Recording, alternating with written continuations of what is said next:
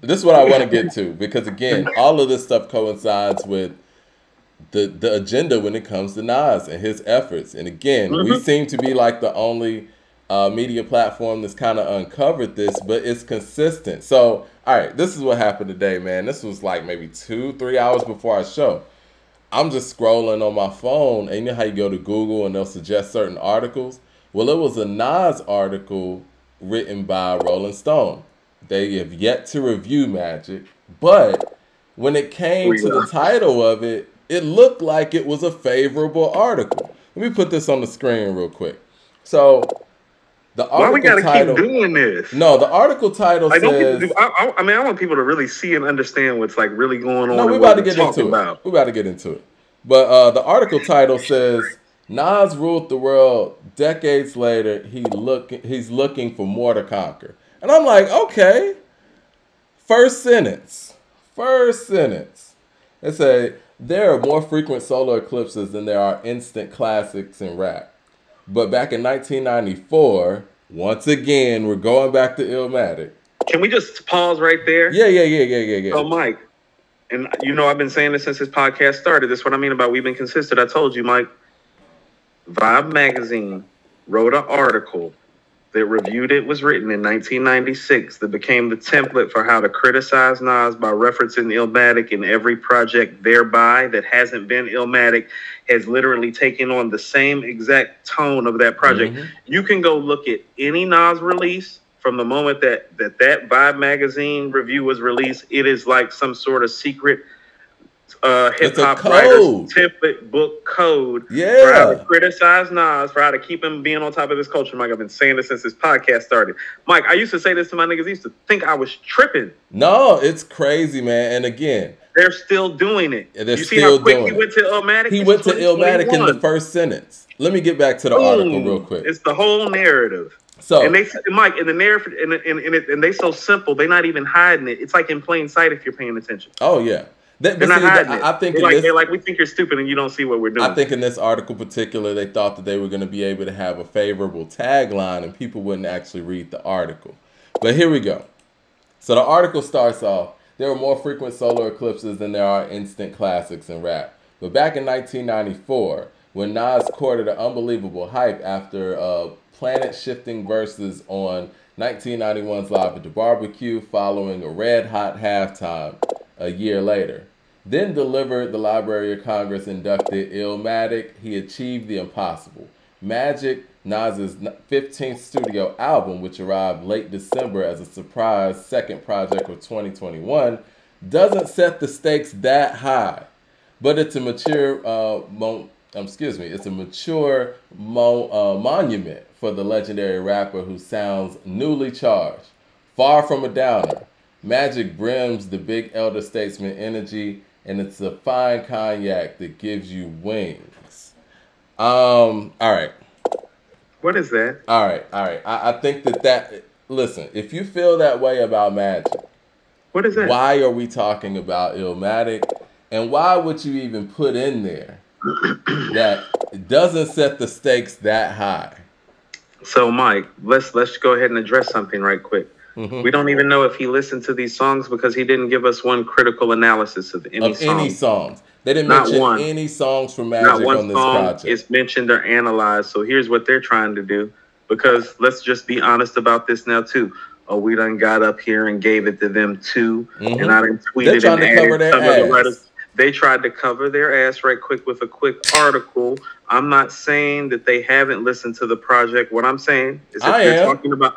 Okay, that's because you haven't said anything about any song on here. How are you going to sit here and talk about an album? How are you reviewing something without talking about any songs on the album? How are you going to sit here and say this about the album? It's so problematic. It's so problematic. Yeah, and not mention any songs.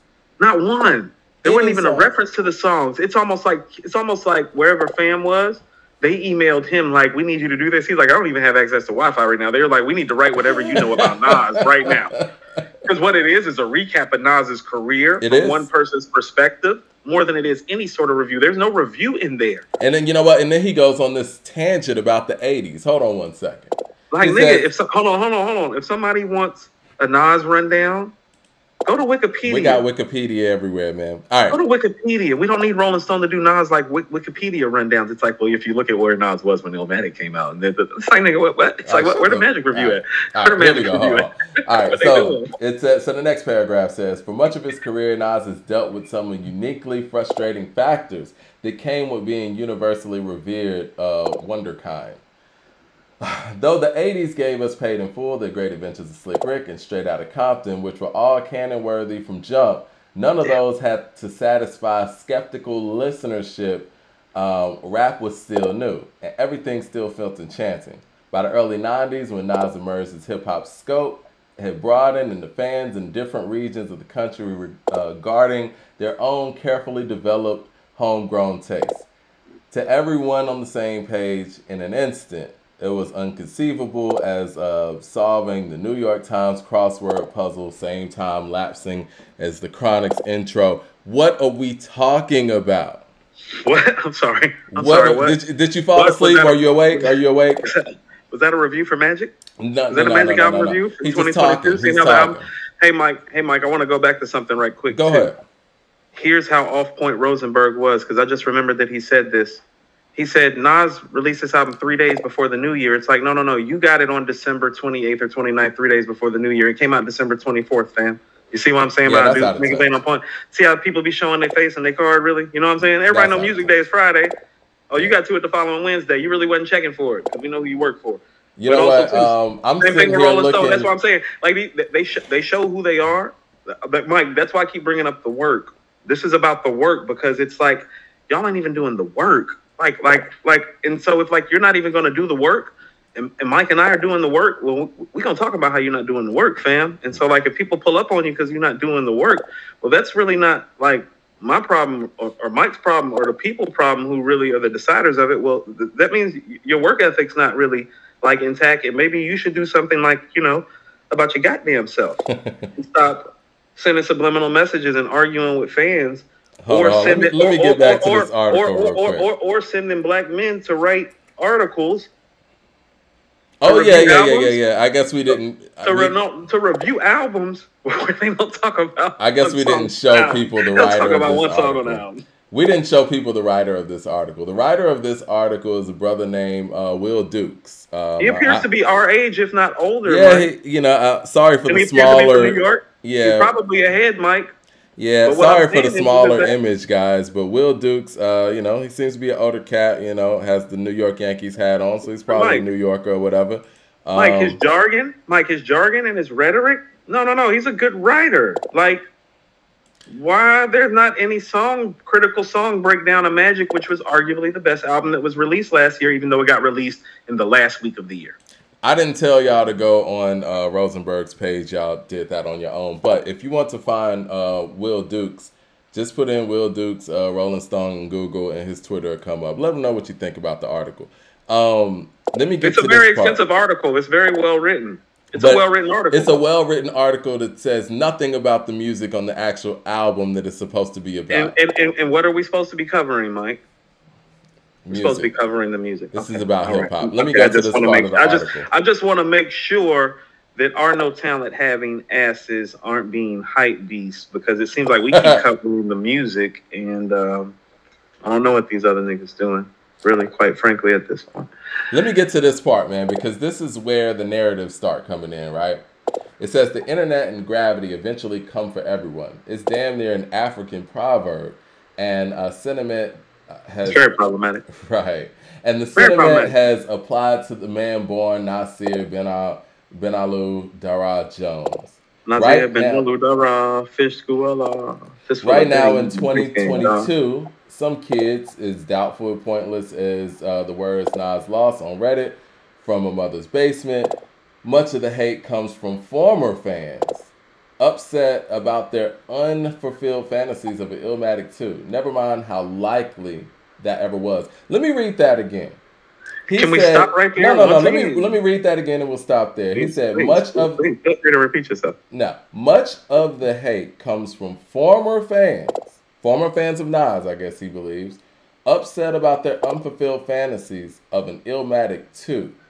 Never mind how unlikely that ever was. Have you ever met a former Nas fan? Have you ever met somebody that sat there and said, you know what, man, I used to fuck with Nas and Illmatic, man, I don't fuck with that nigga no more? Have you ever? Mike, around the time Nostradamus. That's why I keep going back to when Jay did that in Nostradamus. Niggas still fucked with Nas. No. How about this? Ain't no Like, here's what I mean. Nas No. How about this? This is what I mean. When I was in Greensboro, there was a DJ who happened to be a friend of mine at the time. Rolled in the same circles. Twan Love. Real name was Twan Love. DJ Twan Love. Me and Twan were at work one day. I was like, yo, Nas top 5 MC all time. He's like, Jay top 5, Nas not top 5. That's what I mean about like fall off. Like for where Nas was from Illmatic, for somebody to even say, you know what I'm saying? Again, this is textbook, and this goes back to the whole Rosenberg notion. That was a DJ. He was one of the best DJs in the area, Mike. Like when he said that, he was like, I don't think so, Coop. I was like, what about Jay? He's like, oh yeah, Jay's in the top 5. I was like, whoa. I was like, really? I was like, you got Nas? Like, I was like, he was like, yeah. He's like, man. He's like, last couple. He's like, Nostradamus. He's like, Coop. You know? So like for that moment, yeah. Which is when Jay struck too. So you gotta understand. So there was about a year and a half where it's like, yeah, no, I knew niggas that was fucking with Nas and stopped fucking with Nas. Yeah. But he got them back with Stillmatic, and you know, for anybody who was in that stratosphere, and even when he did the that H to the Omo freestyle or whatever, or the Paid in Full, like there's not a former Stillmatic Nas freestyle. fan. That's actually called the Stillmatic freestyle. That's what it's called. Yeah. That was like in parentheses. I remember getting that off of like Napster or whatever. So I just remember the name that I downloaded it from. Listen, the other part is he said much of the hate comes from former fans. First of all, I don't believe there are former Nas fans out there. Is there some Nas hate out there outside of the actual media? That's what I'm trying to say. Like when he said that, I'm like, no, I'm like, Nas doesn't really have former fans, and the fans are not the issue. How the media keeps handling the situation's the issue. So it's one of those deflecting things that's going on. That's what I mean. No, he's a good writer, but you see the deflection right there? It's bullshit. It's like Nas' former fans. It's like, no. It's like, no. That's not true. That's not true. Don't you understand? It's like, don't you understand that you're part of the problem? And technically, since Mike and I are part of the media, even though we're kind of like flagshipping right now, even though it's not what we're trying to do, it's like, no. If we're part of the media entity, if we look at the scope of things, that makes you part of the problem, unless you're creating a narrative that is making it fair and unbiased. Right. They're creating the problem. Most of the problem with Nas is what I'm trying to say. It's not industry created. It's not like compadre, like fellow rapper created. It's media created, which goes down always to relationships and money. I think this is what we've seen over the past couple of days. The fans have kept Nas afloat throughout his career. The media has wanted Nas gone. Period. And it's clear. Like he can't even put out a good album without them not talking about the music. Mike, they do not want to talk to this intelligent black brother about his catalog, his tech empire. Like they don't want to do it. It hits different because he's not for like the things that they're for. He's like, you want me to do what? He's like, nah. You remember? I know you remember. You remember in the Pitchfork Media article for KD2 that we ripped apart.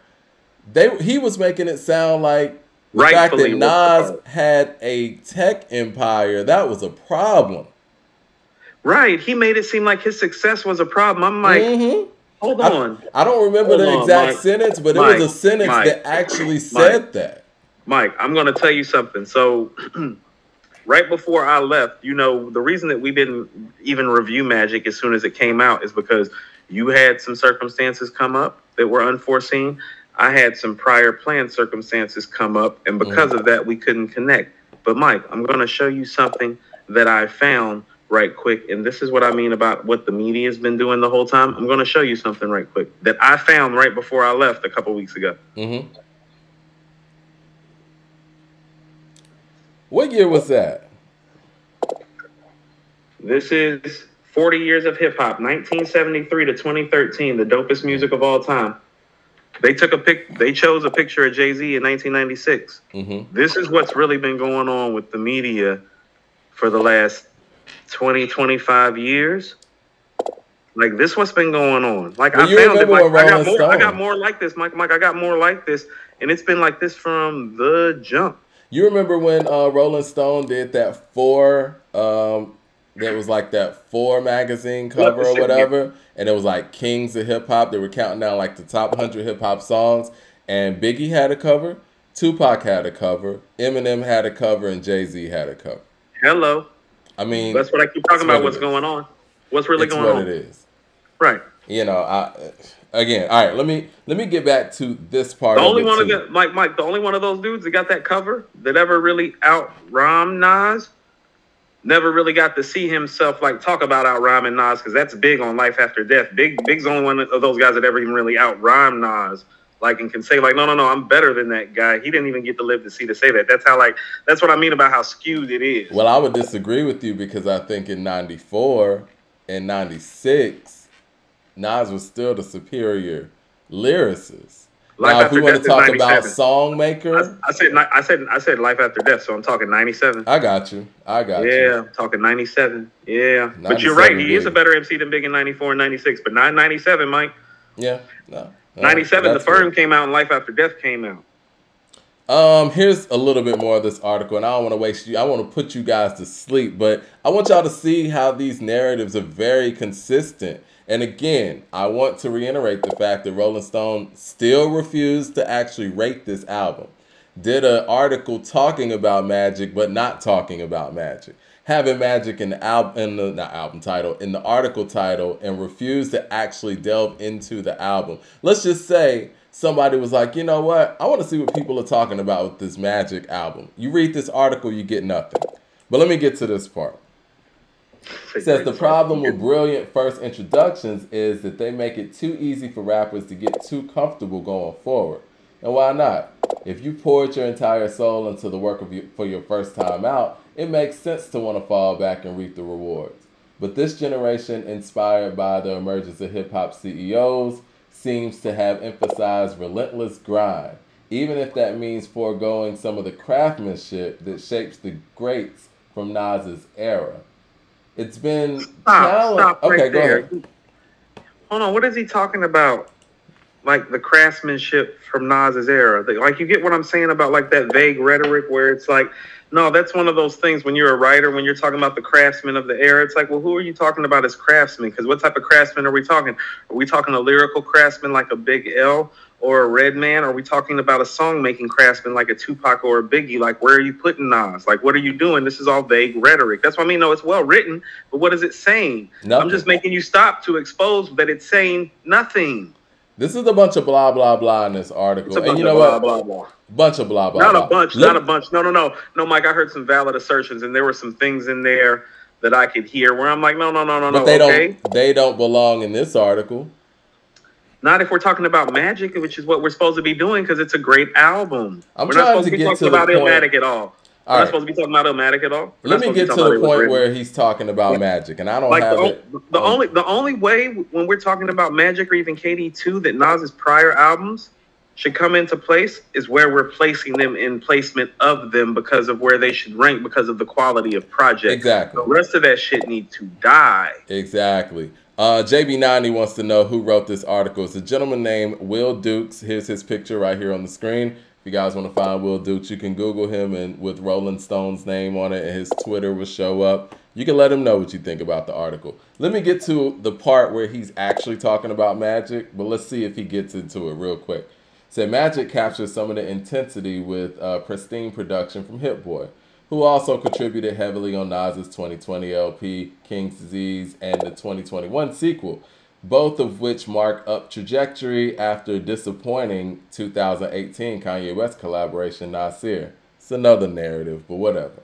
The California-bred maestro has aroused a newfound hunger in Nas and inspired him to link up with like-minded veterans. King's Disease 2 boasts a headlining Goblin verse from Lauryn Hill and focused DJ Premier is one of the only 2 features on Magic.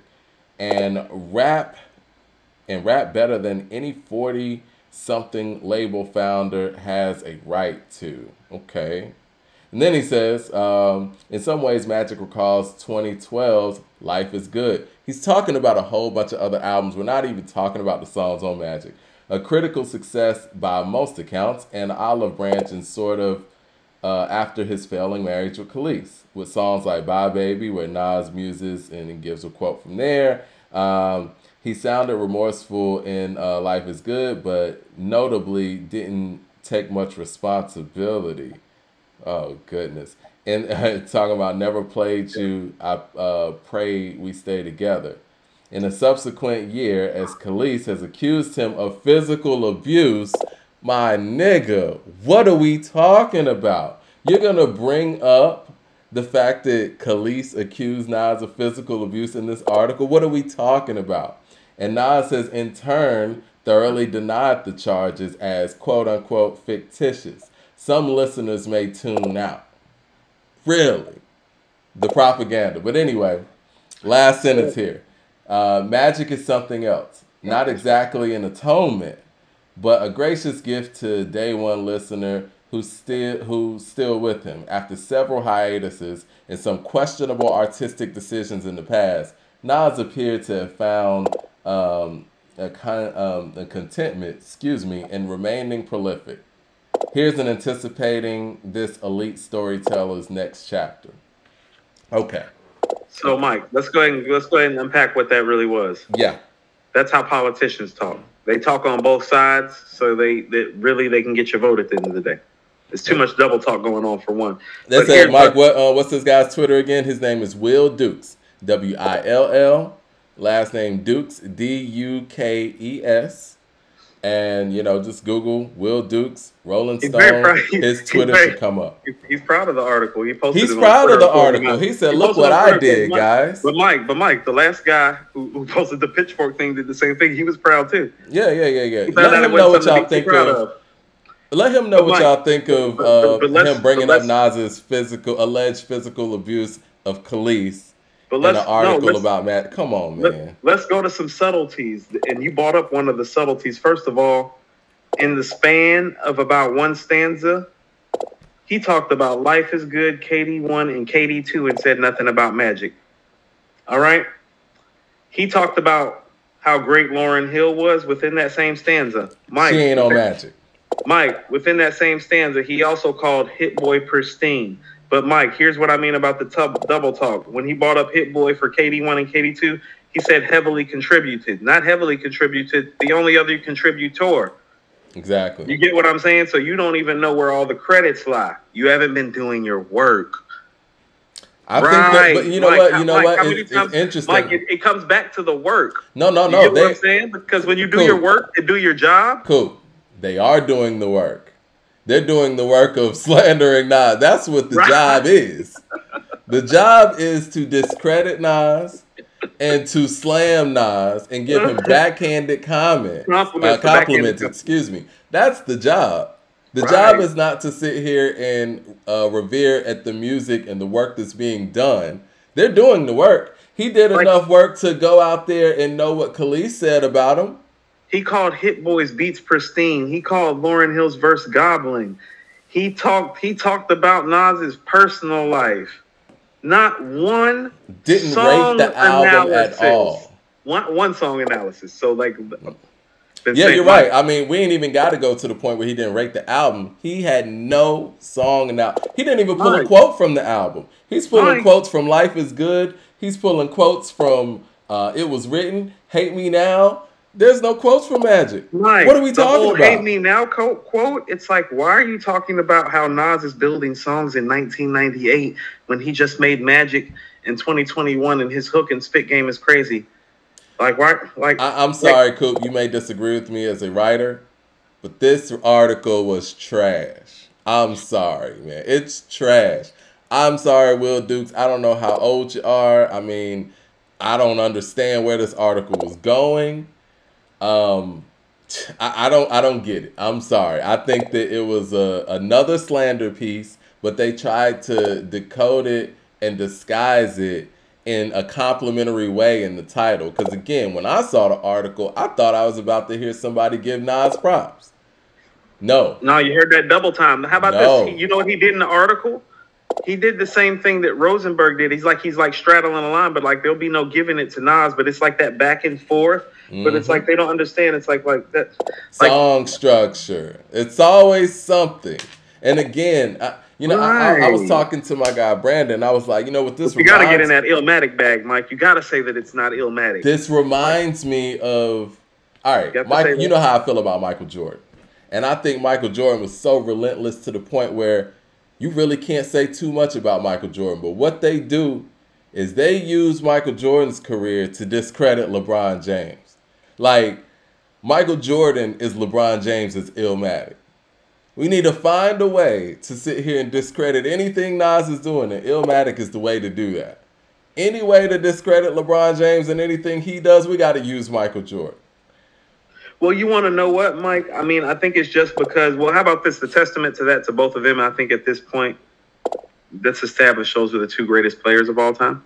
At least in the modern era, we talk about live television and all the pressures that come with that. Mike, let's put a hip-hop tag on it. Post-1972. Right.